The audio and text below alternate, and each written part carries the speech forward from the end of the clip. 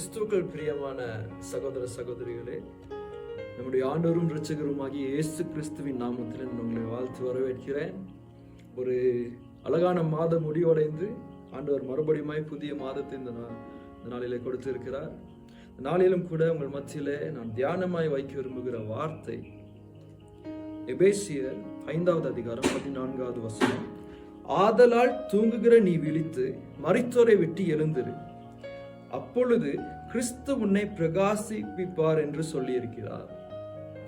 வார்த்தை சொல்லுகிறது, தூங்குகிற நீ விழித்து மரித்தோரை விட்டு எழும்புகிற.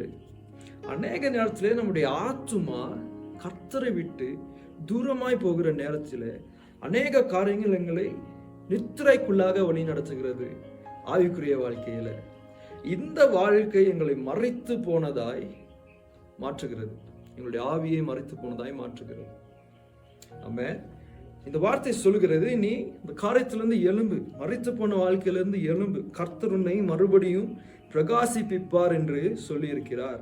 இதற்கு மேல பவுல் அநேக காரியங்களை குறித்து பேசுகிறார். எதெல்லாம் எங்களை தூங்குகிற வாழ்க்கைக்கு அழைத்து செல்கிறது, எதெல்லாம் எங்களை கர்த்தருடைய சித்தத்தை அறிய விடாமல் தடுக்கிறது, கர்த்தருக்கு பிரியமானது என்னதென்று சோதித்தறியுங்கள், அதன்படி நடங்க, மறித்து போனதான வாழ்க்கையிலிருந்து எழும்பு என்று பேசுகிறார். உங்கள் மத்தியில இந்த வார்த்தையை குறித்து ஒரு அழகான உதாரணத்தை வேதத்திலிருந்து தியானம் பண்ணி நாங்கள் பார்க்கலாம். அப்போஸ்தலர் 20வது அதிகாரம் 7வது வசனத்திலிருந்து, வாரத்தின் முதல் நாளிலே அப்பம் பிற்கும்படி சீஷர்கள் கூடி வந்திருக்கையில் பவுல் மறுநாளிலே புறப்பட வேண்டும் என்றிருந்து அவர்களுடனே சம்பாஷித்து நடுராத்திரி மட்டும் பிரசங்கித்தான். அவர்கள் கூடியிருந்த மேல் வீட்டிலே அநேக விளக்குகள் வைத்திருந்தது.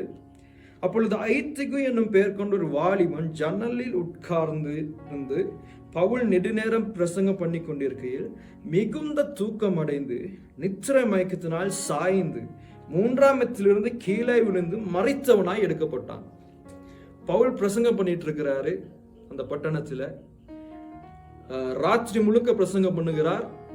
இந்த நேரத்துல நம்மளை போல ஒரு வாலிபன் என்ன பண்றாருன்னா, சபை கூடி வந்திருக்கிறாங்க, அப்பம் பிட்டு அந்த இடத்துல ஒருமனப்பட்டவர்களாய் கர்த்தரை தேடுவதற்காக, வார்த்தையை கேட்பதற்காக ஒரு வாலிபன் மட்டும் ஜன்னலில் நல்லா சாவகாசமா காற்று வாங்குற மாதிரி ஒரு இடத்துல இருந்து வார்த்தையை கேட்டுக்கொண்டு இருக்கிறார். நெடு நேரம் போக போக அவருக்கு வந்துட்டு இருந்த அந்த வார்த்தை, அவர் கேட்டுக்கொண்டு இருந்த வார்த்தையில அவரு அந்த வார்த்தையை அவர் கேட்க முடியாத படிக்கு அவருடைய நித்திரை கூடி தூக்கம் அடைந்து அப்படியே மேல இருந்து கீழே விழுந்துடுறாரு. மறைத்து போனவனா எடுக்கப்படுகிறான் என்று வார்த்தை சொல்லுகிறது. இதுதான் அநேக நேரத்துல எங்களுடைய மரித்து போன வாழ்க்கைக்கு காரணமாய் அமைகிறது. அநேக நேரத்துல வார்த்தையை தியானம் பண்ணி பார்ப்பது கிடையாது, வார்த்தையை நாங்க தெளிவா எங்களுக்குள்ள உட்கொள்வது கிடையாது, சத்தியத்தை சத்தியமாய் அறிந்து கொள்வது கிடையாது. அநேக நேரத்துல போன்ல, யூடியூப்ல நிறைய பேரோட மெசேஜஸ் கேட்கிறோம், நிறைய காரியங்கள் நாங்கள் பார்க்கிறோம். மாயாஜாலமான வார்த்தைகளை, மாயாஜாலமான உணர்ச்சிகரமான வார்த்தைகளை கேட்டு நம்புகிற வாழ்க்கை இந்த காலத்தில் இருக்கிற வாலிபர்கள் வாழ்ந்து கொண்டு இருக்கிறோம். இந்த மாதிரியான காரியம் ஐத்துக்கு ஜன்னலில் நின்று வார்த்தை கேட்டதுக்கு சமன். அப்ப இந்த மாதிரியான காரியம் வெகு நாட்களுக்கு எங்களை ஓட செய்யாது. மாறாக நானும் நீயும் வார்த்தையை கேட்கிற ஸ்தலத்துல, வார்த்தையை கேட்கிற இடத்துல தியானம் பண்ணி அதை உட்கொள்ளுகிறவர்களாய் மாறாவிட்டால் அது எங்களுக்கு தேவ பலனாய் இருக்காது. ஹல்லேலூயா. அப்ப இவன் கொஞ்சம் கொஞ்சமா நித்திரை அடைந்து தூக்கம் அடைந்து கீழே விழுந்து மரித்து போகிறான்.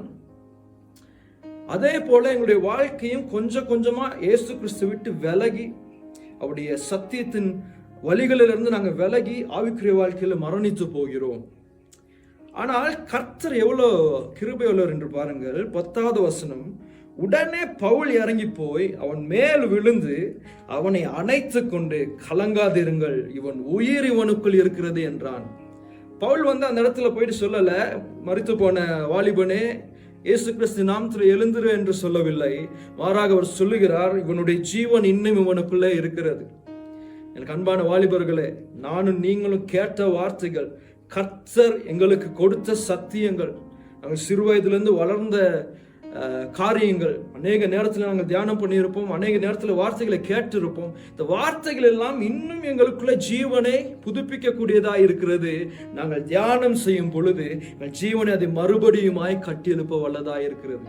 இந்த நேரத்தில் இந்த மாதத்தில் உங்கள் மத்தியில் நான் வைக்க விரும்புகிற தியானம், கர்த்தருடைய வார்த்தையை நாங்கள் தியானித்து அதை உட்கொள்வோம், ஆண்டவரோடு கிட்டி சேருவோம், மறுபடியுமாய் ஜீவனுள்ளவர்களாய் எழும்புவோம், மரித்து போன வாழ்க்கையை மறுபடியுமாய் உயிர்ப்பிக்க இந்த வார்த்தை எங்களுக்கு பலனை கொடுக்கிறது.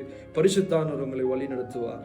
அல்லேலூயா. God bless you all. கர்த்தர் தாமே உங்களை ஆசீர்வதித்து வழி நடத்துவாராக.